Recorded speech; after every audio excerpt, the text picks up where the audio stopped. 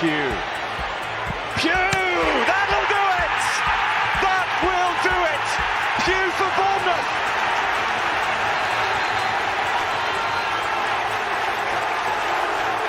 The roof of the Gold Sands is raised! Everyone here knows what that could mean to this football. Good afternoon, Cherries fans. On this Saturday, Watford won, Bournemouth won at Vicarage Road. And it was an overcast day in Watford. And the grey clouds seemed to be hanging over AFC Bournemouth's ability to be clinical in front of goal. But we came up trumps in the last couple of minutes, thanks to Chris Mepham. In many ways, the Hornets, they're like our sort of ugly sister, inseparable through the leagues, side by side through the highs and the lows. And in many ways, they had the edge throughout that game. They seemed to be more diligent in their attacking thirds and a ruthlessness in front of goal. And for Bournemouth, I thought it was going to be a case of Hermes and Yodel in the fact that we couldn't deliver. But thankfully we did. And it was very late when it happened. Riquelme hung up a cross. Solanke went in for it. It fell to Kelly, who blasted it. I think it was going in. But Mepham got that vital touch. Really pleased that we have still got the unbeaten run. And on the whole, you'd probably have to say we deserved it. But it wasn't the perfect performance in many ways. Now, if you want to take part, you can do so. Just grab some headphones and plug them into your device. Go to afcbpodcast.com/take part. We're looking forward to having some regular faces and also some new ones throughout. We've got Billy and also Kirk, who are standing by. So make sure you get involved. The free-for-all is starting very shortly. Okay, before we get started chatting cherries, today's free-for-all is sponsored by the amazing 7 Squared, lifelong gamers and professional designers who a couple of years ago thought it might be a cool idea to work with some of the original video game developers and keep alive the names of some of the world's favourite retro games via limited edition t-shirts. I love this. Some you might remember, others you might not, but they all hold a place in video game history. Now, every game 7 Squared designed for is representative of their own journey playing some of the greatest video games. And one of the team actually is an AFCB fan that you might know. Now, you might need to be of a certain vintage to know them all, but they do tell a certain story of each game as they progress. Now, if you want to join the t-shirt journey, back of the net viewers, get 20% off all tees until midnight Sunday if you go to www.7square.red. We'll give you more information later on in the show, but of course, all the links are also in the description. So 1-1 then at Vicarage Road, and about 85 minutes, I sort of wrote down how many of these games do you think we can have before we should start to get agitated? But thankfully, we came up trumps. Thomas is standing by as well. We're going to bring him in shortly. But first, it's going to be Kirk Tovey who's coming into the chat. And Kirk, 1-1 and probably the right result. Yeah, I mean, let's get the positives out if there are any. That we've been bailed out today by our goalkeeper, and our Welsh centre-back has got us a draw, and we've got away with one just like we did against QPR. I think that's as far as I'm going to take it. There were parts of the performance that I think we can be okay with. The more concerns I have is there was areas in the game that I'm concerned that run deeper than just a football match, and actually what we're going to need to deal with throughout the season. Yeah, so go on then. Where do you think we weren't particularly good today then, Kirk? Well, you're renowned for doing your 5-word match reports. I'm going to give you 5 key points that we're going to need to deal with moving forward if we're going to dominate this league and do well. So I felt for 2.5 minutes we were brilliant on the front foot and looking really positive. Then Lloyd Kelly made a really poor challenge, and I felt like that sort of unsettled the team, knowing that he was on a yellow card after a couple of minutes. The Jeff Lerma going off as well. I felt like the team were unsettled by that a little bit as well because he's such a big player for us.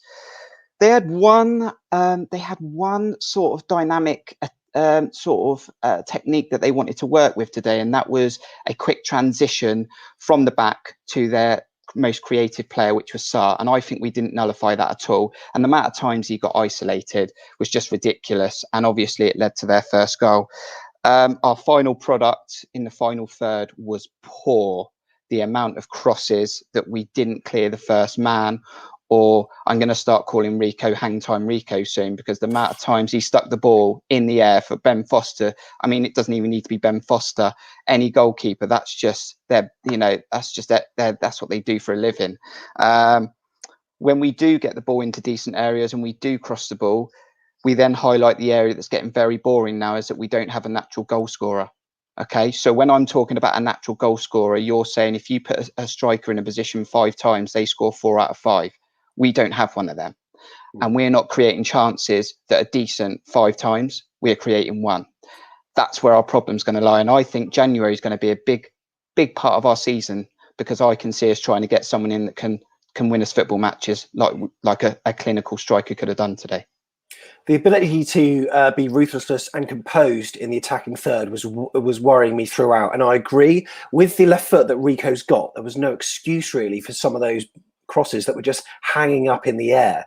He used to put them in at real pace and in front of players as well. And I even found that Stacey was getting into tremendous positions down that right flank. But there was well, you could tell the difference between Watford's goal and what we usually do, because when Stacey gets into those sort of positions on the right-hand side, he always plays it behind the marker. And the amount of times in recent games I've seen Solanke with the ball at his feet with his back to goal rather than in front of him, it's crazy. But should we give credit to Watford? Because the commentator said on Sky TV, and you could see it yourself, they were so well drilled, and I thought the mix and the balance they had throughout their side was really good. But in front of Ben Foster, you've got a bank of defenders that were superb throughout the game.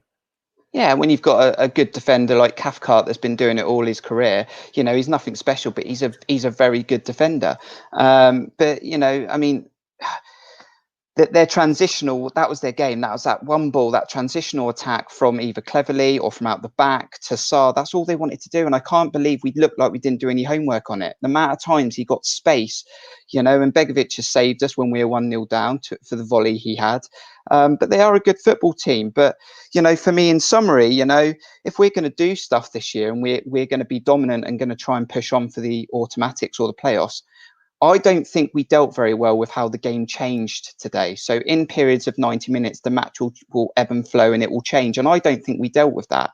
And obviously, I think the other thing is in the final third, I don't think we've got that ruthless striker that we keep going on about. But it's the difference, having someone like that in there for me. I don't want to keep going back to it. We've moved on, but Wilson would have scored a goal today. And that's the difference, we win games 2-1, we beat QPR 1-0. And this is, we go back to it. King's a good striker. He will score goals. Solanke's a good striker. But again, I think I counted Solanke had 5 shots.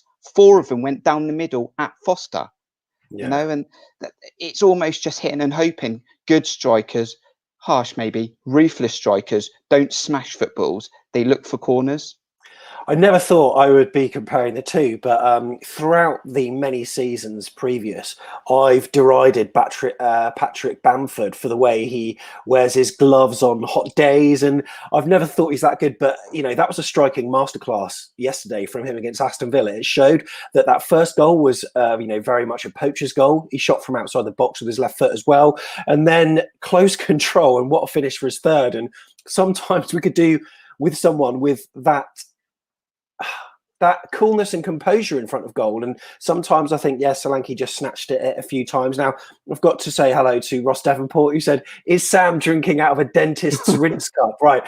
What it is, right, I'm trying to recreate the matchday experience. So this is a little Bovril cup. You get it in like packs of 10 from Home Bargains for 99p or something. So this is Bovril, and I'm actually drinking a matchday Bovril. No beer for me today. Right, Craig standing by, Billy standing by. Thomas, though, we're going to bring in straight away. Thomas, how are you, fella? Yeah, really good. Really enjoyed probably the last 30 seconds. That's about it, to be honest. I thought overall, I'll have to say, I think as soon as Jefferson Lemmer went off, we're really struggling. I think he brings a certain dynamic to our defence that we lose almost instantly, especially with Rico shifting out to the left and Kelly coming in. I think just too many changes came in too early for that game. Yeah. Now, I detect an accent. Whereabouts in the world are you, Thomas? Over in Australia, in Sydney. So been it's been really. I've been wanting to join in on the live chats for a while, but it's like 12:30 in the morning right now, and that's probably the best time I'm ever going to be able to get onto one of these chats. It's would say it's 12:30 in the morning where you are. Yeah. You might need to sort your clock out in the background, mate, because that does not say. Oh yeah, that one's been broken. That one's been. Yeah, I think it just stopped this morning. So, yeah. I was about to say, I was trying to work out, like, how's it? Where in the world is he? If he's so, that's why I asked. But, yeah, I mean, you know, give me some positives from today. You know, where do you think we looked good? Because you know we were knocking at the door on many occasions. The quality in the final third maybe wasn't there, but where do you think we did do all right?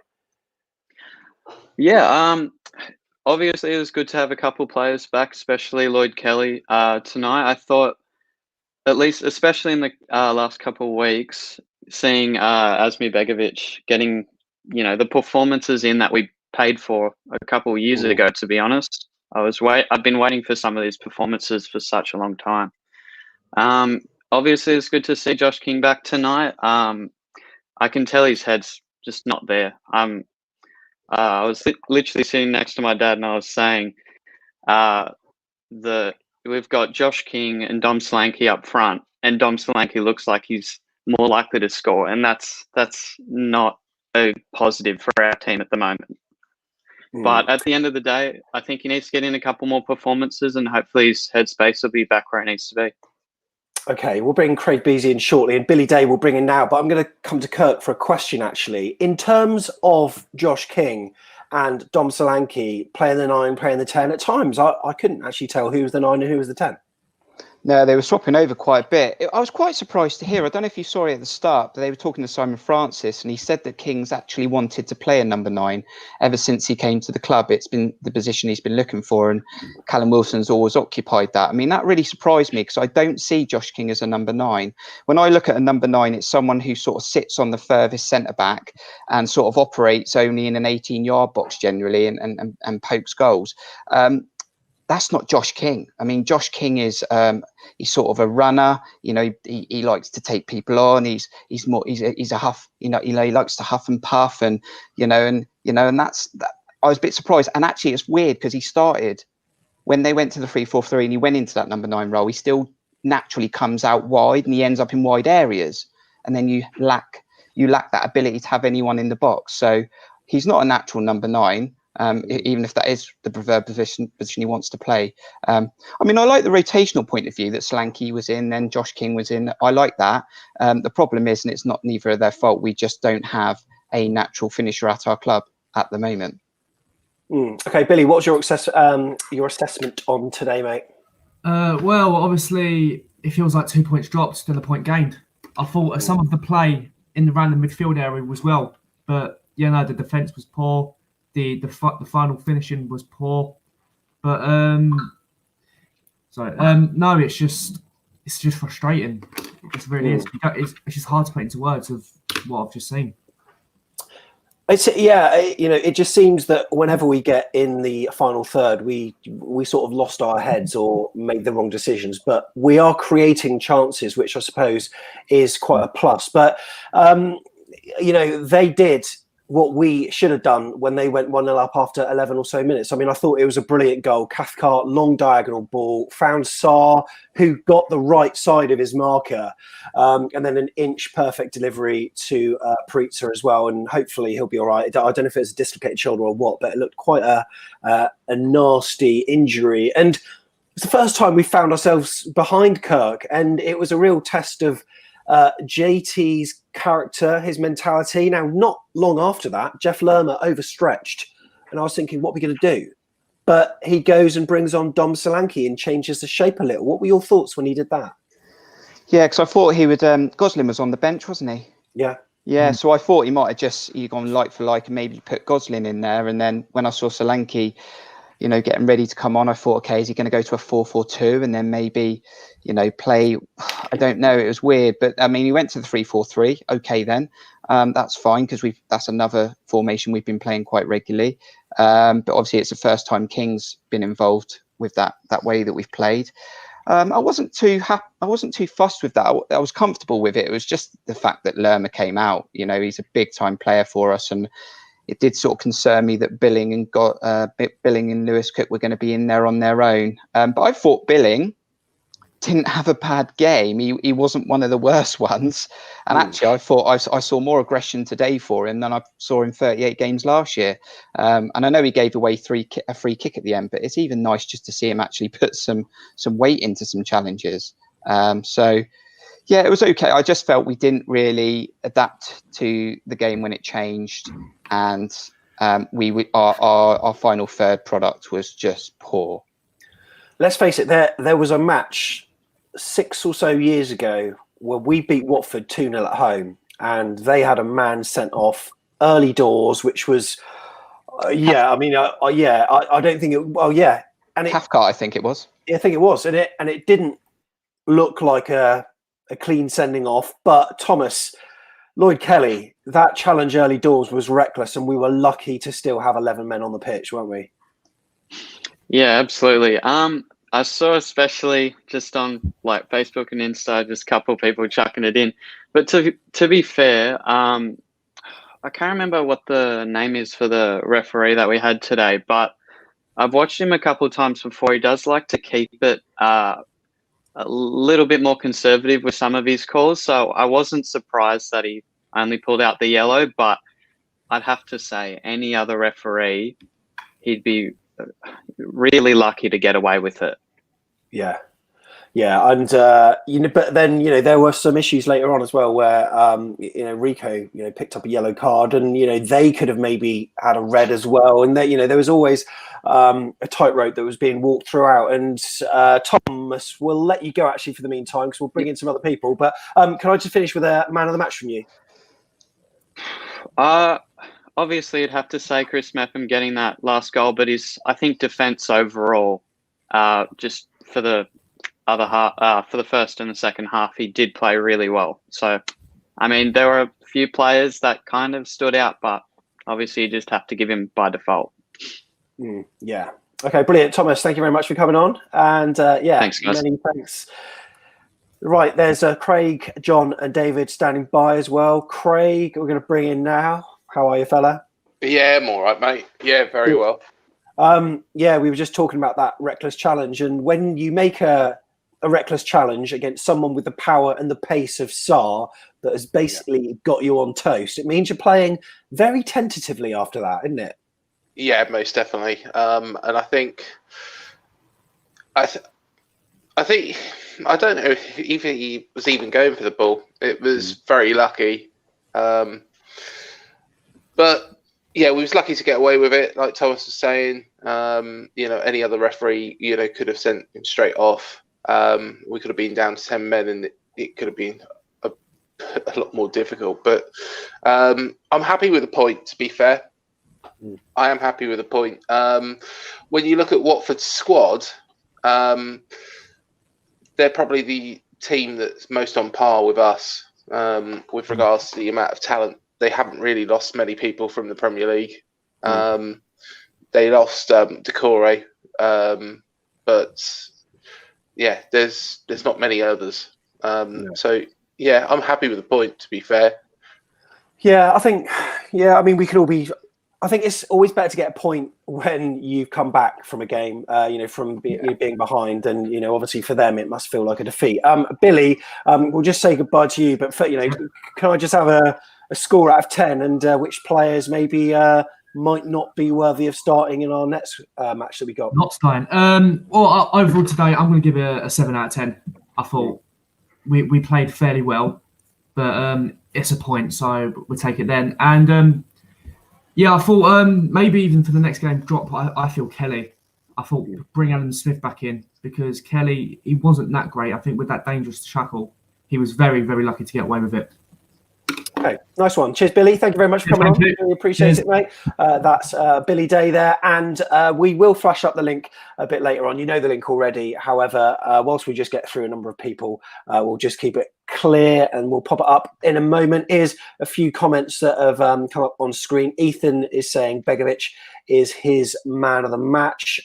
Also, we've got Brian Crook who says, what a fast open game, loads of bad tackling. Kelly lucky to stay on, but it was very early in the game. But does that make it right though, Brian? who knows? Watford do like playing a defensive formation, but we done the boys. They stuck at it and deserve the point. Well done, the boys. I think he means there. Alex says, how is Sarr still at Watford? Should be back in the Premier League. And yeah, maybe that's what some people were probably saying about Josh King. Lewis Cook was Sonny's man of the match there. And Keith says, any team getting a point against Watford will be fortunate. Keith, if you want to come on later on, you know what to do, mate. Looking forward to having your insight.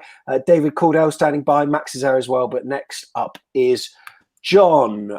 How are you, mate? 1-1 against the Hornets.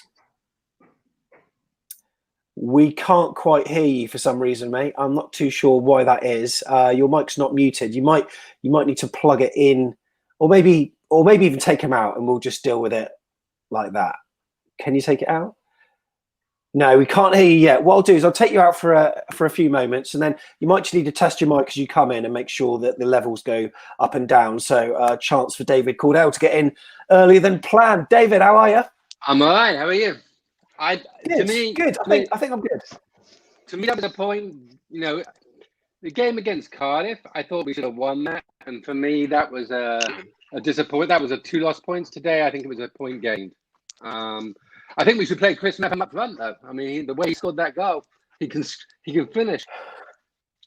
Yeah, well, you know what? He scored a couple of sort of poachers goals like that. I think against Sheffield United, first game of last season. He popped up in the right place. And what do you think of the team lineup when it started? Because I must admit, quite often I look at team lineups and I think, oh, that's good or that's bad. But then depending on the result, I change my mind at the end. But, I'm not going to with this because I still thought it was a good team lineup. Had Rico as left wing back, which I thought was a good idea. Chance to get those amazing crosses in, but obviously Kirk not too keen on those, which, you can understand why.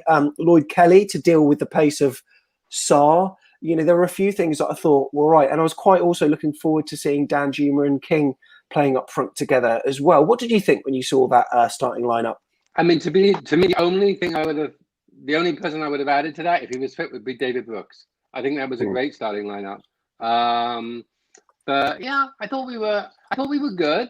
I don't think we were the best we've been. I still think we have some way to go to be able to make our best performance. But I thought Asmir for me was the man of the match. I mean, if he hadn't made those saves, we would have been 2-0 down or even 3-0 down. I thought King wasn't particularly great today. I thought he was a little bit off.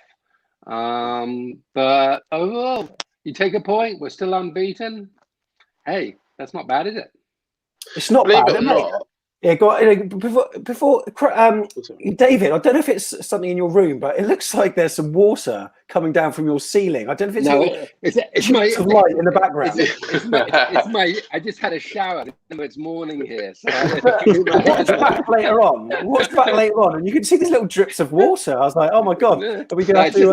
It's the water coming down my face, probably from my shower. Craig, you're about to say, go on, mate. Yeah, so yesterday I had a quite good chat with Steve Hensman, and one thing that he pointed up on, and I completely agree, is with regards to King and Solanke. They're both very, very similar players. Both aren't prolific in front of goal. And I know it was mentioned before I come on, about King being in that number 9 position. I don't think so. I think he does like to run, take on players. So, most definitely. I think they're both similar sort of players. And I was disappointed by King today. I thought Stacey was very good. Some of the stuff that he did. He looks like he's going to be a real talent and somebody that we're going to struggle to keep hold of, if we don't go back up. His crossing was off today, though. First couple of minutes. Best. Yeah, it wasn't the best. He had 3 crosses in the first 2.5 minutes, and I don't think any of them passed the first man. So, but I do agree with you. He's a great player. I mean, I'm really excited to see how he's developing. But he wasn't the only one. But you've got to look though as well at the opponents that we're playing today, and Watford are good. I think Watford are really the litmus test in this league to compare against, and you know we've got a point off them, and I think they're going to be right up there challenging. You know, and anybody who finishes above them will probably go up. Now, before you, I'll let you go, Kirk. So other people waiting to come in. There's a player for Watford who's maybe understated in their midfield that you wanted to give a mention to. Is that right? Yeah, I thought Tom Cleverley, and I said it before the game. You know, Tom Cleverley is a player that goes unnoticed and has gone unnoticed his whole career. He's a player that just picks up the ball in key areas of the middle, but all he was doing when he got the ball was looking for that one direct pass to Sarr, and he must have picked him out 3 or 4 times. The positions he picked up, and you could probably see he came off after 60 minutes. He had done his job. He reminds me of like a Mark Noble. You know, they've made a living out of going unnoticed throughout their career. You know, never good enough to really play for England. But if you watch a game delicately, those types of players have massive influence in football matches. And I think if people were to watch this match back again, you'll see how clever Tom Cleverley was. So yeah, I mean, I thought Asmir Begovic was the man of the match today. And I'll just say, you know, it is a good point. You know, I put us down for a draw at the start. I think just my points of view that I've given today are more deeper than this football match. I'm trying to look beyond this football match and the rest of the season, and I think we have a little way to go if we're going to be pushing on. I think we're going to have to do a little bit more work if we're going to be pushing on for promotion. So we're not going to be far away, but maybe January is going to be key. Tom Jordan is currently in the Brunswick in Chancellor taking a few birthday beers. Tom Jordan, happy birthday, mate. I'm loving these comments. Happy birthday, Tom. Happy birthday. I hope you have a good one. Say hi to Sam and also Jake as well, who's there. There was someone else as well. I can't remember. There's also a few comments, weird comments coming through. I believe this is spam. What on earth is this guy? Anyway, he's been blocked. So, weird. Love spell. Weird. Alex Richard has gone from the chat. Right, Kirk, thank you very much for coming in, mate. Thank you. See you soon. Up the Cherries. Up the Cherries. See you later on. We're playing football against each other on Monday, aren't we? So I'm looking forward to that. We might vlog it. We might vlog it. Tom Jordan's playing as well for us. So yeah, we'll do something with that. Can't wait. Thank you very much. See you then. Looking forward to it. Take care, mate. And you know, the video is all about how we've managed to come together, even though it's during lockdown. Because before this, I hadn't even met Kirk, and I have met him in the flesh once now. I've still yet to meet Craig, but you know that'll happen over a pint, I'm sure. Yeah, we'll go to the Canford or the Cliff or something for a swift off. Right, Max, John, Dan, Ivan, and Barney are standing by. What we're going to do is bring in Dan, aka Geron. Dan, how are you, mate? 1-1. I'm very good. How are you? Yeah, well, I was all right after 96 minutes or whatever it was, but Arsenal 93, and I wasn't too good. Yeah, no, I was quite. I thought it was a decent performance. I think it's definitely a point gained against a very, very good Watford side, very well organised. And I think we're not going to have too many harder opponents than Watford this season. So to get a point out of it was really good. I thought defensively we were decent. We got the goal they scored. Not a lot we could have done about that. I thought it was a really good goal. And obviously at the end, scenes. You love to see it. Yeah. Oh, well, I mean, I was absolutely chuffed to see it. And, I thought for a minute when we had that free kick, we could even, maybe go on to snatch it. But 1-1's probably a fair result. Well, we're going to bring some more in at the moment. David, I'll say goodbye to you for now. Right. But thanks a lot. Yeah, but see you, David. Before we do, though, I'll just let you finish with your man of the match and your score out of 10. Out of 10, I'd say a 7, and Asmir. I think he was if he hadn't made those saves, we would have been out of it. So, I think he's definitely the man of the match. Thanks a lot, guys. Cheers, buddy. Thank you very much. Mate. Appreciate it, mate. And we'll try to bring John back now. Hopefully, we can hear you okay. John? Hello, is that any better? Yeah, we can hear you. Excellent. Excellent. Yeah, good to be back on. It's been a little while. Thoughts? Okay, just content, really. Kind of like what you said before, Sam, about them being well drilled. I felt defence-wise, obviously Watford dominated the game, and we struggled to get through them. And I think very early on it became like a rescue mission. So Yeah. I didn't see us suddenly clawing back 2 or 3 goals. But all credit to us. I think we just kept pushing and pushing. And that what was it, 95 minutes, Mepham got that goal. So I think it came at a good time, because had it come any earlier, I think it would have given Watford a good chance to come back as well, because they didn't look like a side that only had defence in their locker. They looked like they could sort of turn the tables as well. So yeah, I just feel just content on the whole. I feel happy with the point. Yeah. I loved Watford's defending. Like there was a moment where in the second half, Solanke had the ball to feet, and he was only about 6 yards away from goal, but they had about 3 players behind him, and they always seemed to be right place, right time. I thought they were very well drilled, but obviously when you've got a pace, the pace of that shot that came in from Lloyd Kelly, and then Chris Mepham right place, right time, I was absolutely delighted. And Dan, what do you think that draw will do mentally for the side? Because we could have easily gone off with our heads dropped after that, putting in a reasonable performance but not quite getting the reward. But to come away from our promotion rivals, we could say, with a draw, you look at it now and think that's not a bad result. Yeah, no, I think it's massive. I think I'd like to think we're going to be neck and neck with Watford the whole season. We're both going to be up there.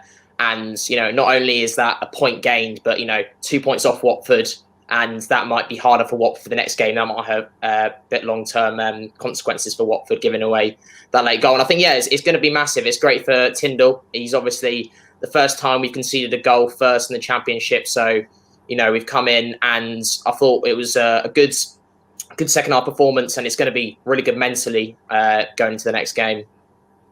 Yeah, JJH on chat said, I've seen that guy in the bottom right before somewhere. It's probably on YouTube. If you might even be a subscriber to his channel, Jeron FIFA. 67,000 subscribers and some ridiculously good content, and a fair bit on AFC Bournemouth as well. And you were saying the other day, Dan, that when it all restarts, hopefully you'll be doing a few match day vlogs and stuff. Yeah, whenever that is. Yeah, whenever that will be, like probably 2026 or something like that. I'll finish, Dan, just by asking you for your rating out of 10 and your man of the match. I'm going to go for a 7. I'd say, and I like other people. I'd give a Begovic man of the match. Thought he was really, really good today. Really good saves, kept us in the game. But yeah, decent performance. Brilliant. Dan, aka Jeron, thanks very much, mate. Appreciate you coming on, as ever. Cheers. See you in a bit. Cheers. See you later on. Look forward to speaking to you after the next game. And there's Ivan standing by, as well as Barney. And if you want to come on at this point in time, go to afcbpodcast.com/take-part. You'll come to a screen, just have to authenticate with Facebook or YouTube, and then you'll come into the waiting room. And then as soon as I can see you there, we'll bring you straight on in. Barney's coming in next. So let's get him up on screen now, and then we're going to bring in Max. Barney, how are you, fella?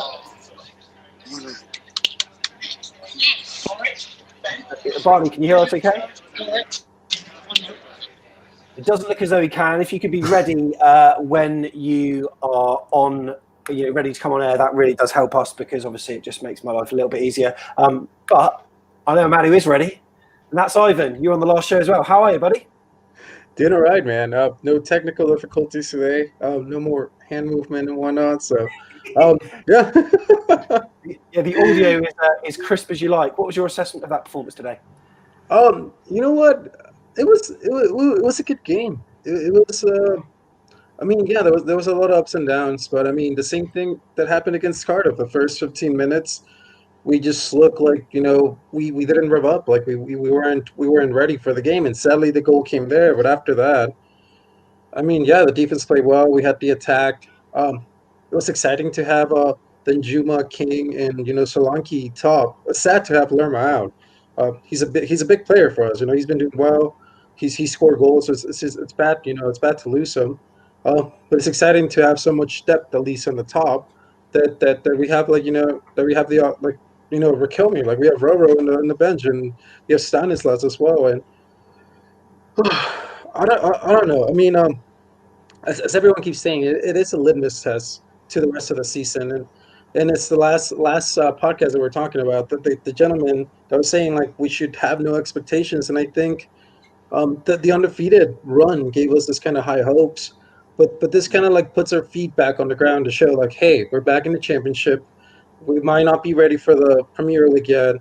And it shows that there's still a lot to work on, and Tyndall's doing a great job. But again, we do have to work on a lot, attack-wise, defense-wise, and actually in all three positions. And we're still trying to figure out our 11. John, do you feel as though sometimes our players look as though they lack work rate? Yeah, there's definitely certain players I would usually say Billing, but he surprisingly, and I'm gonna be different to other people here because you're probably going to ask me at some point. He's actually my man of the match, Billing, today. I could be easy and say Begovic like others, but he was doing like some lovely those horizontal balls. There was one in particular, I can't remember who got on the end of it, but it was like pinpoint perfect. I thought, is Billing? How's he doing it?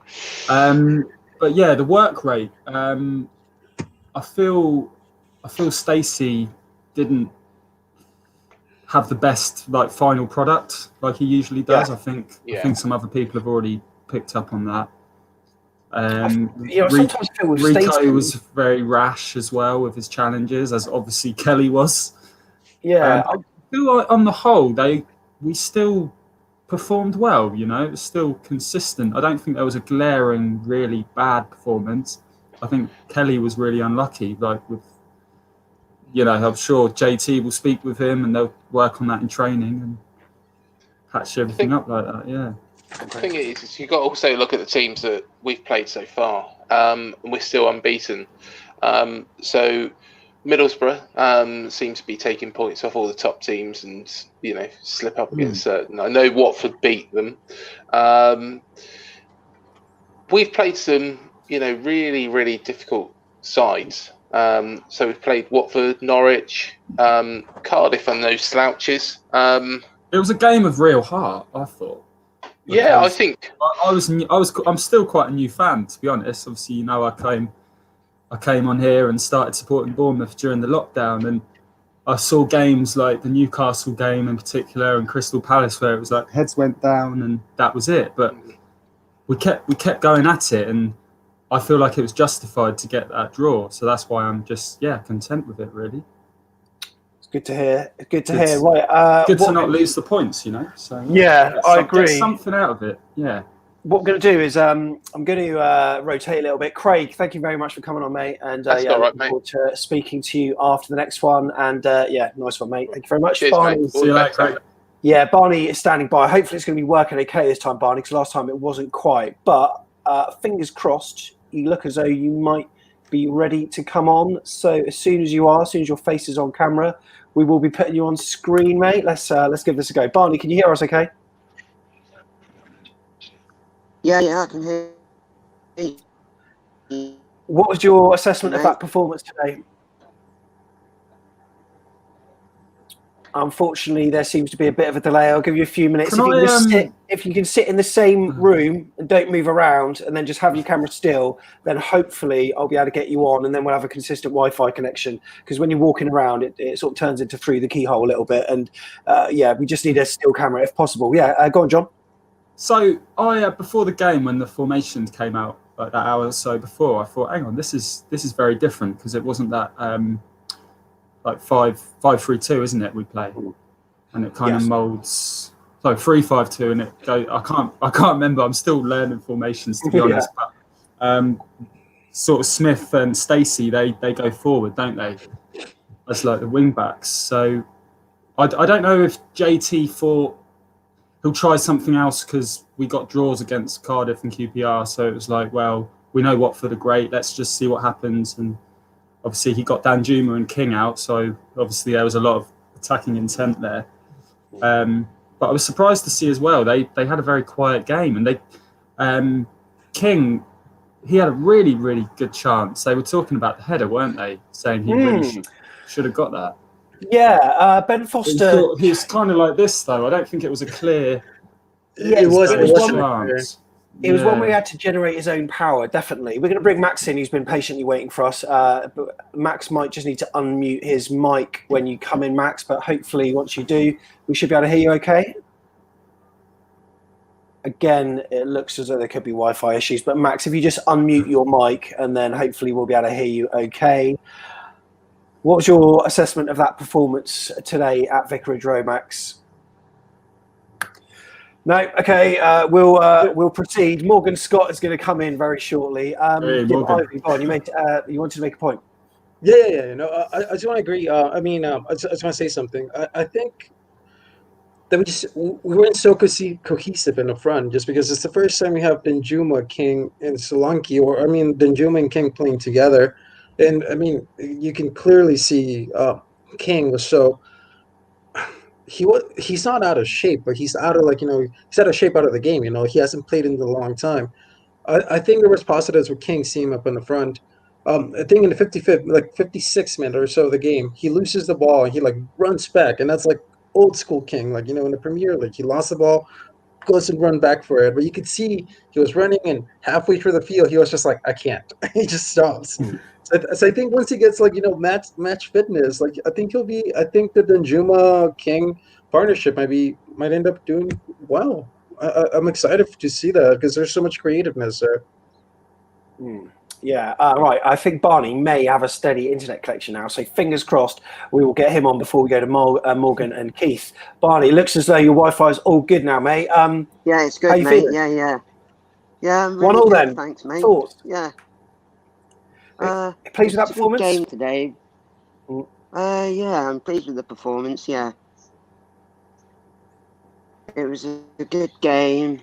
I was pleased with the game, but he should have. I would have started Dan Gosling instead of Billing today. What do you think? Yeah, possibly. I think Gosling again. Dan Gosling might have been a little bit. Dan Gosling has a good game and a bad game, and I think maybe he thought that he just needs someone to hold the ball up in the middle of the park. Hence, he put Philip Billing in. And let's be fair, I think Philip Billing did do a good job. But were you excited to see Josh King starting, Barney? Yeah, I was really excited because the other week he hasn't been starting. And I've just been thinking, well, why is he not starting Josh King now? As well, actually. Yeah. So, no, that's right. And we're just looking through a few comments here. Ethan is saying that he was loving Josh King's new hair. He looked like one of those Josh players King's who was looking to brilliant. get noticed. Yeah, did you like it, Barney? Yeah, it was brilliant. Top man. All right, mate. What we're going to do is do a complete rotation. Yeah. It was like, Nicky Clark, designed it or something. It was really good. Barney, thanks very much for coming on. Also, thanks to Ivan and to John as well. Appreciate it, guys. Cheers, lads. Yeah, good to be back. Let's get to the next game and get back to a win. Thank you very much. Now we're going to do about 10 more minutes. So we're going to do a complete swap and bring in Keith Thomas, Morgan Scott and Simon Kay, who's with us. Let's go to Keith. You've been here the longest, I think. Well, I'm not talking about on Earth, but maybe, who knows? The way I'm feeling at the moment, mate, I wish I was off planet Earth. I'm feeling really rough today, but I had to get up for the boys and all that. So I thought that was all right. We weren't great up front, but you've got to give Watford. They are really, really good defensively and good on the counter. So, and that's half of Udinese's playing for them. So that's not, I thought it was a decent point today. Billing had a decent game, actually. I think he would have been a bit more defensively solid than Gozza in that role. So he gave us something in the middle. And Kingy just looked ring rusty, to be honest. So we got to give the lad a chance and let him have a few games to settle in and get his match fitness up. And then see what we could do. And Raquelme, actually, I thought he looked lively when he came on. A bit slow on his first pass, but yeah, he looks a prospect, actually. We need to get him a few more minutes and see what he can do, because we haven't really seen him yet. So Yeah. Do you think that, do you think sometimes we put a little bit too much pressure on these players that come back? Because I know that everyone expected Brooks to be our saviour after Project Restart, and now everyone's looking at King. It is going to take a few games for him to get into it, isn't it? Well, I think with the new formation, it's going to take us a couple of more months to really gel it in. They're still learning their trade, and we do put an awful lot of pressure on all these guys. You know, we've got high expectations this season, and that's right. And you know, we're a decent technical squad, but we're either up or down with them. They're either terrible or they're either brilliant. So, but it was a really hard 1 point today. And Watford, I thought they looked better than last season. They look a lot quicker. Those balls over the top by Cleverly really were getting Sal, isn't it? Their guy. He looked really dangerous. And I was seeing on one of the chats, actually, they're talking about getting Balotelli in January. So that you imagine they really are building up the squad. So that could be quite frightening if he comes into the Championship in January. Oh, my God, what are we going to do about that? So let's see what happens. I thought, look, we haven't lost any ground. We're still unbeaten. So we don't know how to lose at the moment. Well, that's a good way to put it. Simon, I'm liking the T-shirt. I can see a little hint of T-shirt there. Beautiful. Yeah. California game. Oh, he's a fashion guru, isn't he, that Simon? Tell you what. I wouldn't go that far. I was chatting to someone online. I think it was Mr. Tiggs or someone else about playing California games on the Master System when I was a kid. And in those days, it was just a case of smashing buttons. I wasn't sure if there was any skill to it or not, but I used to love it. Absolutely right. I think, and there's a comment. I think I wish I had a joystick at times during that game just to move a few players around.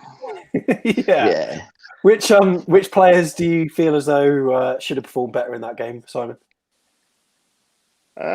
It's really hard to say, and I'm not avoiding the question because I think, as Keith has said, Watford, they played amazingly well from a defensive structure perspective. I think in the last few games, we just missed that bit of zip and quick movement and timing, and I think that will come with time.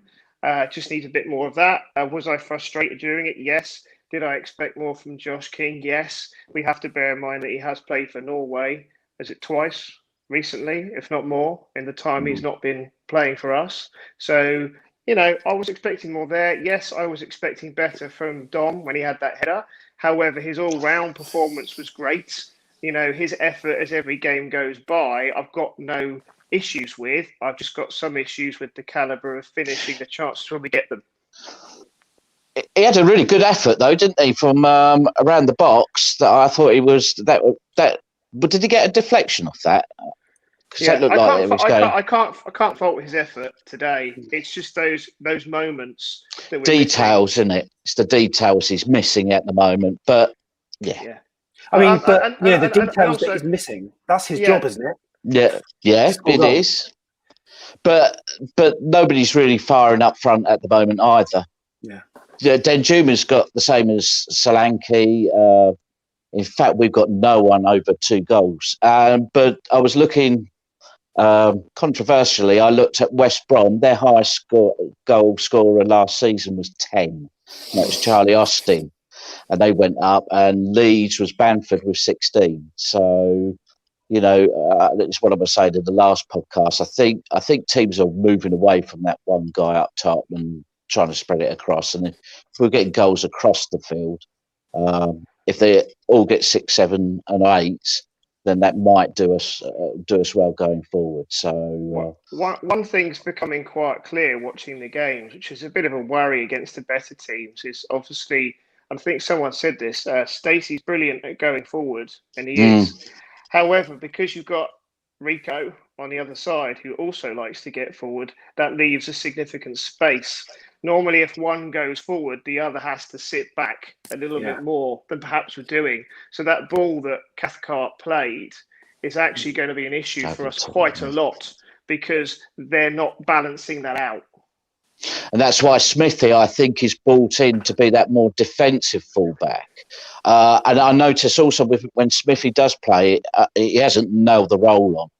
But he does seem to drag the play over, giving Stacey more space to work with. There's certainly in the Cardiff game, you were certainly doing that. And you can put by your watch, 70th minute, he's having fights with the fullback and the wingers. He's very combative, but what he doesn't do is give us delivery into the box that Rico can. So it's a balancing act going forward. But Morgan, what do you think, mate? What do you think of the performance today, fella? 2 minutes into the game, looking forward to hearing Morgan said it. I think 2 minutes into the game, you could say that Lloyd Kelly was very fortunate. I thought the referee had a bit of a blinder. There was a comment on Twitter that he will probably get called up to be the VAR in the Premier League. Now he's had such a bad game, so look forward to seeing him have a terrible game. But onto the game itself, I thought the fact that Lloyd Kelly didn't get sent off was a massive factor, and I think we have to take that into huge consideration.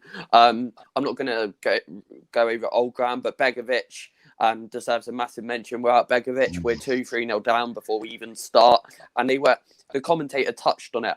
Did you see? I think it was the one where it kind of went off his arm, but he parried it out for the corner. And I thought that was the best of the more of them on it.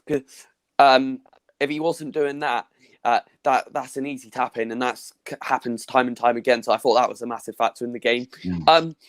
Although Bournemouth weren't at their best by any means, I thought that we were always in the game. I thought Lewis Cook controlled the midfield quite well. And Steve Hensman, biggest fan, Philip Billen. Wow, I'd never seen him play so well.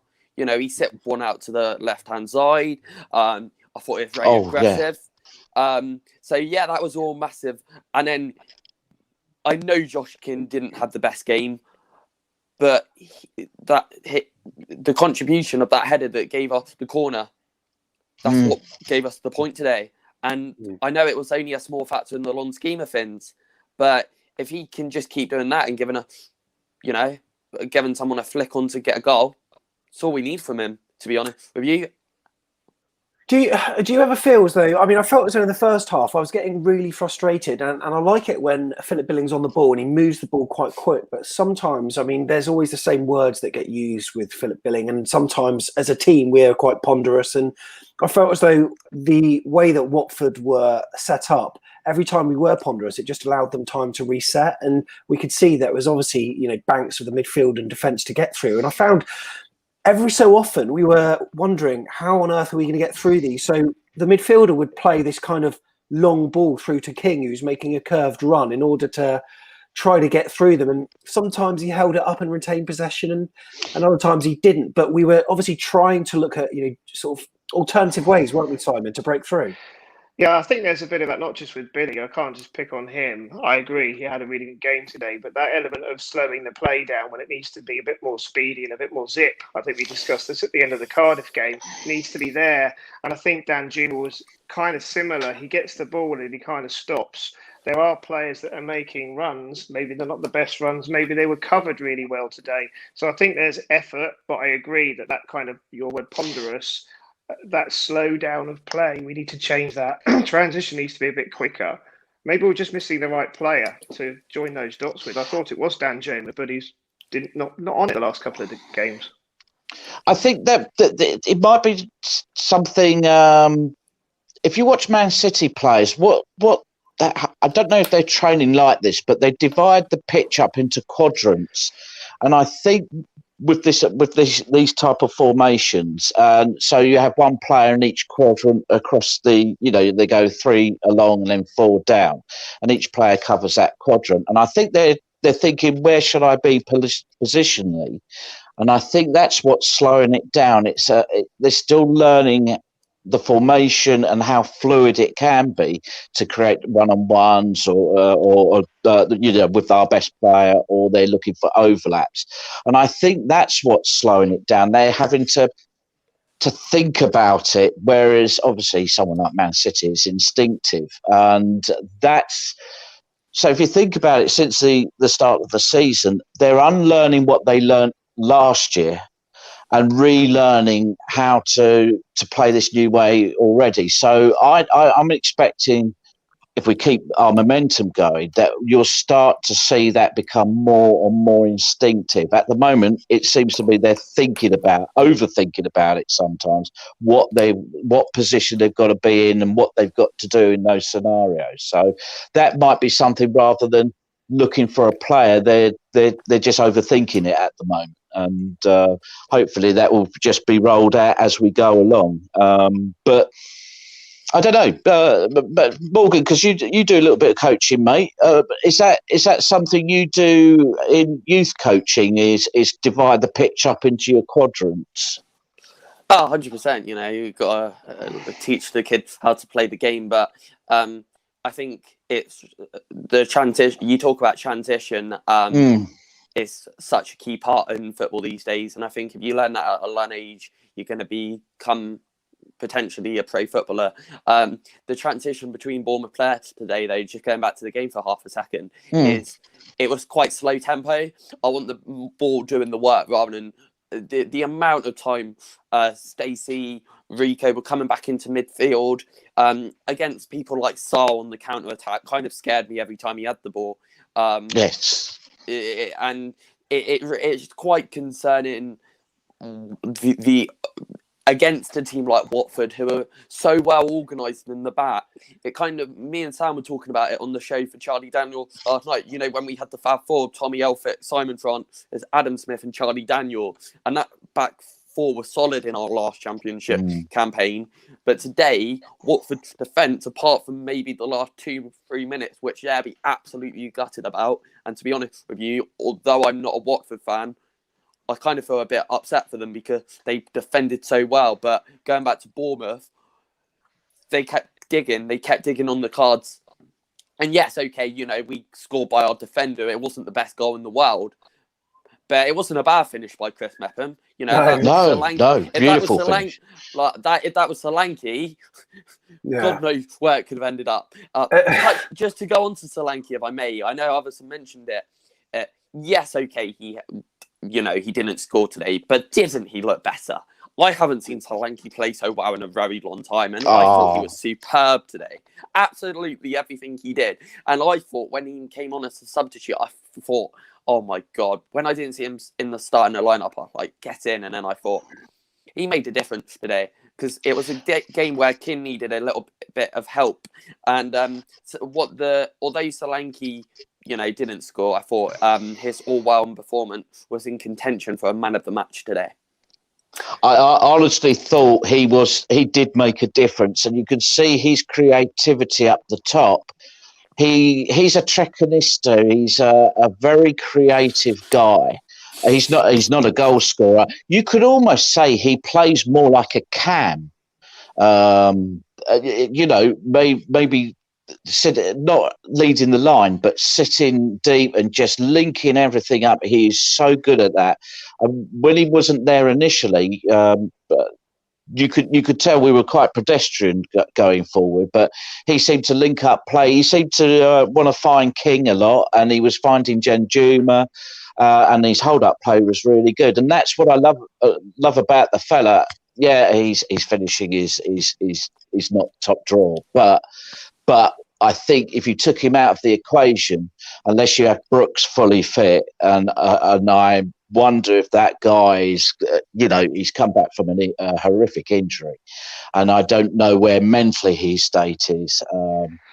That's worrying. We're going to need that creativity to create chances, particularly if we're going to play through the middle. And that's, I think he was really good, and that was brilliant observation, Morgan. I think he was really, really good for us today. I think also just finally on the defensive side, away from the attacking side, just to give Steve Cook a quick shout. Pretty much for every game this season, his consistency, his movement, his positioning, his management of where he is at the key times has been fantastic. Yeah. So just to give him a quick shout for his consistency, pretty much. He's the general, isn't he? and he sees everything in front of him, and you see him pointing out to players, looking for their runners and what have you. He has a commanding performance, whereas the other, Meps and Kelly or even Rico are slightly more inexperienced in that position. He's sort of like, he's the general in that, and he really sorts us out. And the last-ditch tackling in every game, he's made at least one or two last-ditch. Yeah, sometimes the fact that no one's really talking about him is testament to him, because often in some of the best teams, there's a player that no one ever mentions because they just go about their business, and he's doing it really well. I think his recovery, just to chip in there, I think Simon's spot on, but I think his recovery run also what makes Steve Cook a natural. He's a leader from the back, and I think that's so important in a team like Bournemouth, where our defence, since people like Francis and Charlie and stuff have come out, and we talk about restructuring AFC Bournemouth. I think that having a leader who can lead from the back is so important to our future back into the Premier League if we are to get there, and I think he'll be there for many years. Yeah. I definitely. Can I just say a big shout out for the tribute to Chaz last night? That was brilliant. I was up at 2:00 because, as I say, I was feeling rough, and I put it on. And I thought that was one of the nicest tributes we've made so far, because Chaz is what a legend that guy is. I've never seen Phil Boyer, but I would imagine he's got to be up there with the greats. So really nice comments, and made me quite emotional. Almost as emotional as Steve Hensman makes me. It's Steve Hensman. Right, we're going to bring in Ethan shortly, but Keith, thank you very much for coming on. Really appreciate it. Yeah, I'm off back to bed. Thank you, boys. That was brilliant. Well, mate. Get well soon, mate. And also, Simon, thank you very much, as ever. No worries. Take care. Cheers, buddy. Loving that T-shirt. And also, Smorgan, we're going to keep you here for a bit because Ethan is standing by. And if you want legends, well, Chris Mepham was one today. Here's another. Ethan Burney. How are you, mate? I'm good, thank you. How are you? Yeah, good. Very good. Thank you for asking. 1-1 against Watford. Are you happy with the result?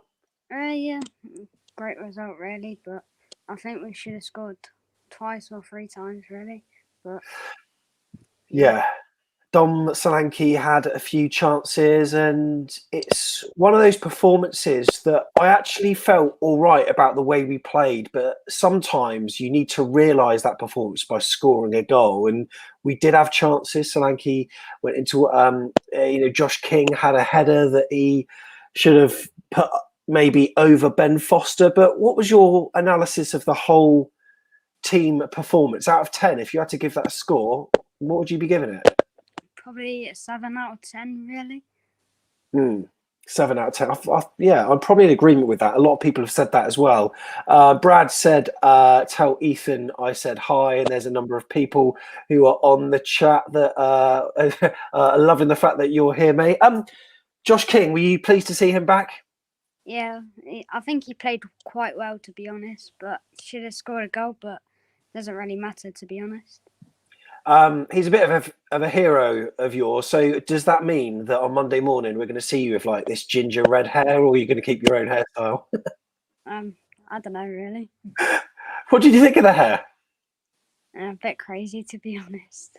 Yeah, a little bit crazy. I think we need to give a shout out to Asmir Begovic, who many people didn't really know whether he was going to be here this season, and everyone thought Mark Travers was going to be the one, but he had another good game today, didn't he, Ethan? Yeah, he made quite a lot of good saves and kept us in the game, really.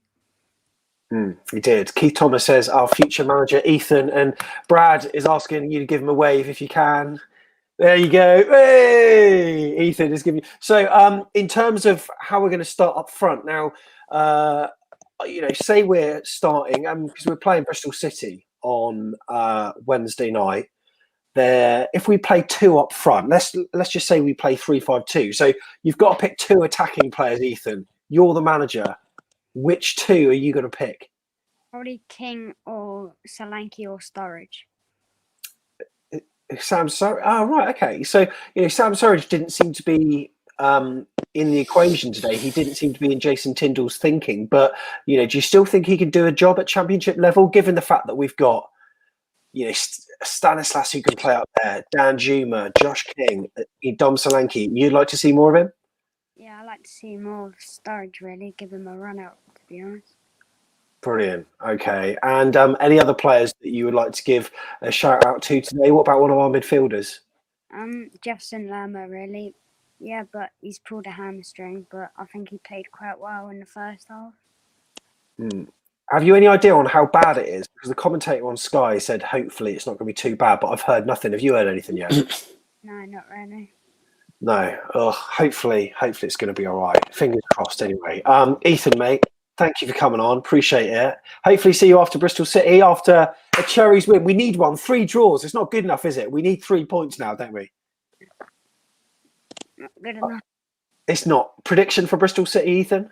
2-0 or 3-0. I'll probably predict. That's what I'm talking about. Music to my ears. Ethan Burney, thank you very much, mate. Really appreciate having you on. What a guy, what a legend. And there's another legend, Morgan. It's been like loads of birthdays recently. There's been yours recently. There's been Craig's.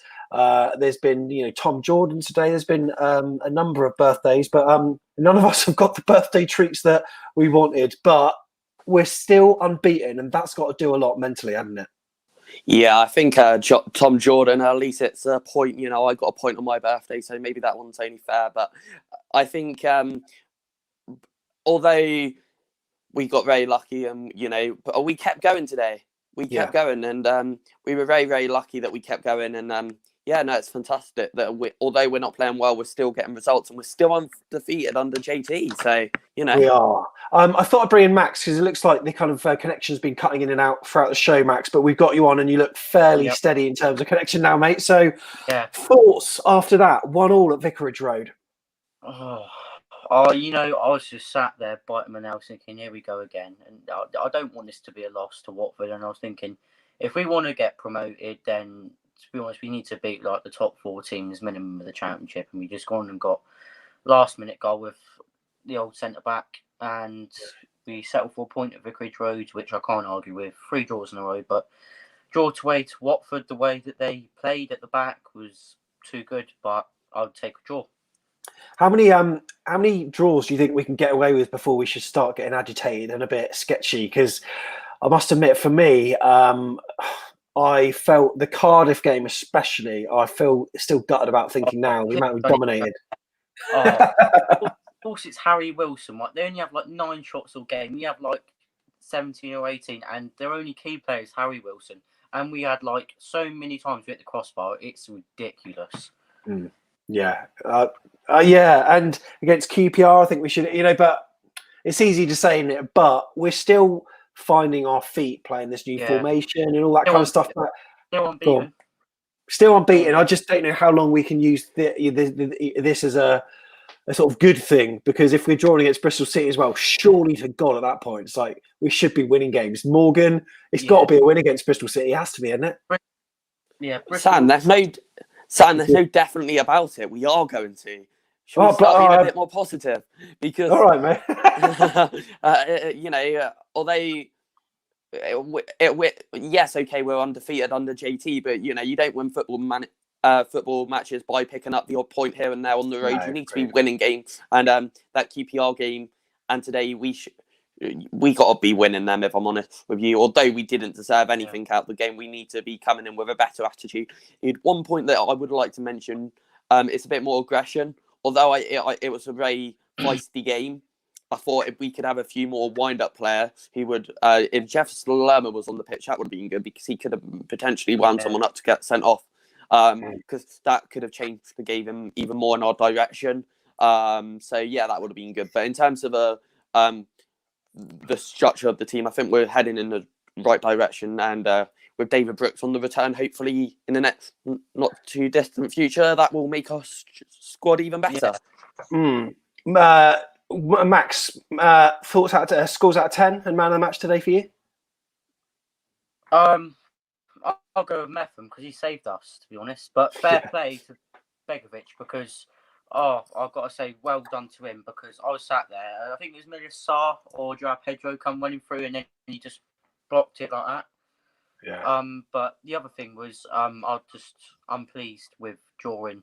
I'll give it a 7, 8 out of 10. Also, Brilliant. I don't know how many times the amount of times they all slipped on the pitch. It's ridiculous. I kept falling over the ball in that way. It's so wet out there. Yeah, certainly some studs required. Max, thank you very much for coming on, mate. Really appreciate it. And also Morgan as well. Thank you very much for your input today. Yeah, no worries at all. Thanks, up the Cherries in midweek. Up the Cherries in midweek. And regarding the midweek game, stay tuned because I've got a little something to tell you in a minute.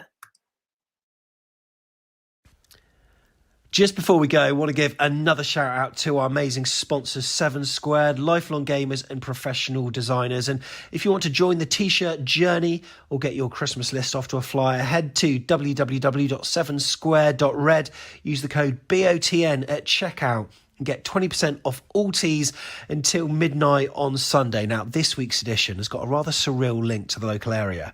Christchurch, in fact. 1993 by-election. Let's roll back the years. One Alfred Chicken stood for the Alfred Chicken Party as its candidate.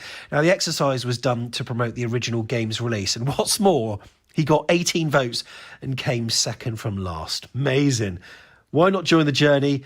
Hashtag keeping the game alive and hashtag wear your story by picking up a tee from them this weekend. And what's more, further inspiration comes from their desire to make a difference for everyone who loves video games and enable the wonderful retro gaming community to support each other. So every tee contributes to the work of Safe in Our World. Amazing. There's the address, 7square.red.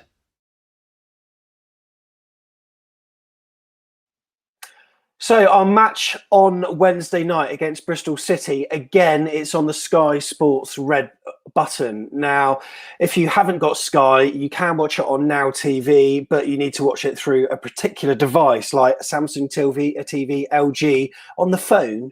On the Now TV app, you can't access the bonus streams where you can on certain devices. Have a look at Twitter and also on some of the forums, like Vital Forums, got a thread dedicated to streaming. So if you've got Now TV or Sky Sports, you can watch that game. And it is a single camera feed, so you don't get the replays. And I had Sky Sports already, and I thought, without replays, this is a bit weird. And you had a commentator. In the end, I paid the £10 to watch on AFCB TV. You've got Chris and Willows, you got multi-camera feed, and you've got the benefit of replays as well. Because I thought, if I go and get a cup of tea or maybe a Bovril now, and I miss something, I'm not going to be able to see it again. So that's what they're trying to make AFCB TV a premium product. Whereas if you want to watch the game and your eyes are glued to the screen, then the Sky Sports red button is for you. So that is on Wednesday night. We entertain Bristol City, and at the moment, Bristol City are sat second in the league on 14 points. We are a point behind them on 13. Reading, in the meantime, well, they are 6 points ahead of us. Played 7, 19 points at the moment. And at some point, their run is going to end, surely. Who knows? But anyway, thank you for watching this free-for-all. Really appreciate it. And we'll see you in the next video. Up the Cherries.